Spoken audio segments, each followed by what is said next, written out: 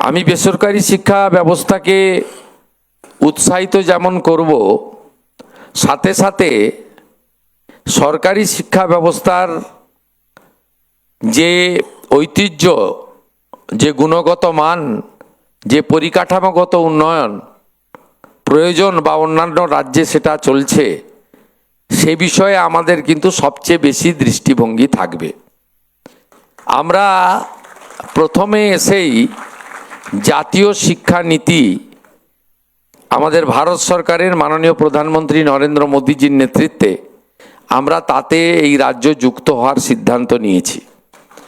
আমরা স্মার্ট বিদ্যালয়, smart classroom, আধুনিক শিক্ষা, আধুনিক ল্যাবরেটরি, লাইব্রেরি এবং কো ক্যারিকুলাম অ্যাক্টিভিটিজের জন্য খেলার মাঠ থেকে যোগা প্রশিক্ষণ থেকে শুরু করে আমাদের পিএমশ্রীতে যে বিষয়গুলো রয়েছে, যার জন্য ভারত সরকার প্রচুর অর্থ দিতে চান, আমাদের প্রশিক্ষিত করতে চান, তাতেও আমরা যুক্ত হয়েছি। আপনারা ইতিমধ্যে সেটা পেয়েছেন। আমরা দেখেছি যে শিক্ষাঙ্গনগুলিকে রাজনৈতিক প্রভাব মুক্ত করা, সেই উদ্দেশ্যে বিভিন্ন বিদ্যালয়, কলেজ এবং ইউনিভার্সিটিতে যে রাজনৈতিক মনোনয়ন ছিল সেগুলো আমরা বাতিল করেছি। কারণ শিক্ষাঙ্গনের রাজনীতি মুক্ত করা, বিশ্ববিদ্যালয়গুলিকে অটোনমি দেওয়া, এগুলো অগ্রাধিকারের ভিত্তিতে আমাদের করা উচিত।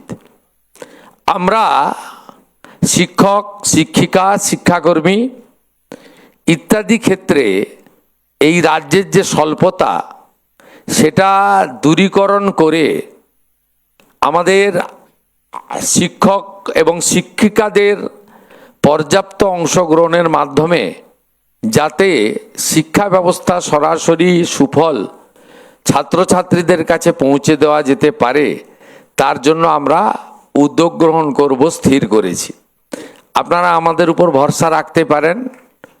আমরা এই রাজ্যে শিক্ষা ব্যবস্থা, শিক্ষাঙ্গন, শিক্ষার পরিকাঠামো, শিক্ষার সিলেবাস এবং সমগ্র শিক্ষা মিশনের মাধ্যমে আমাদের ছাত্রছাত্রীদের যে সহযোগিতা ভারত সরকারের পক্ষ থেকে, রাজ্য সরকারের মাধ্যমে করা হয়, তার গুণগত মান বৃদ্ধি করার ক্ষেত্রে আমরা বিশেষ উদ্যোগ নেব।